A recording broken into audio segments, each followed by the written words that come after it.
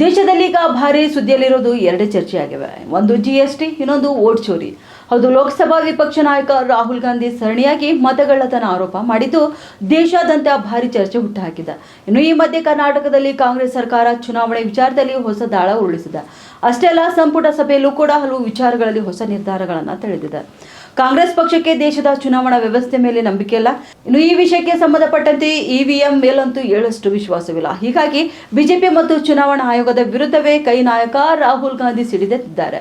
ಇದೇ ವಿಚಾರ ಇಟ್ಕೊಂಡು ದೇಶಾದ್ಯಂತ ಪ್ರತಿಭಟನೆ ಕೂಡ ನಡೆಸುತ್ತಿದ್ದಾರೆ. ಇನ್ನು ಇದರ ಮಧ್ಯೆ ಕರ್ನಾಟಕದ ಕಾಂಗ್ರೆಸ್ ಸರ್ಕಾರ ಚುನಾವಣೆ ವಿಚಾರದಲ್ಲೂ ಕೂಡ ಹೊಸ ನಿಲುವು ತಿಳಿದಿದೆ. ರಾಹುಲ್ ಗಾಂಧಿ ಸರಣಿಯಾಗಿ ಮತಗಳ್ಳತನ ಆರೋಪ ಮಾಡಿದ್ದು ದೇಶಾದ್ಯಂತ ಭಾರಿ ಚರ್ಚೆ ಹುಟ್ಟುಹಾಕಿದ್ರು ಕೂಡ ಇದೇ ವಿಚಾರ ಇಟ್ಕೊಂಡು ಕಾಂಗ್ರೆಸ್ ದೇಶಾದ್ಯಂತ ಪ್ರತಿಭಟನೆ ನಡೆಸ್ತಾ ಇದೆ. ಇನ್ನು ಈ ಮಧ್ಯೆ ನಿನ್ನೆ ನಡೆದಂತಹ ಸಂಪುಟ ಸಭೆಯಲ್ಲಿ ರಾಜ್ಯ ಕಾಂಗ್ರೆಸ್ ಸರ್ಕಾರ ಮಹತ್ವದ ನಿರ್ಧಾರಗಳನ್ನು ಕೂಡ ಕೈಗೊಂಡಿದೆ.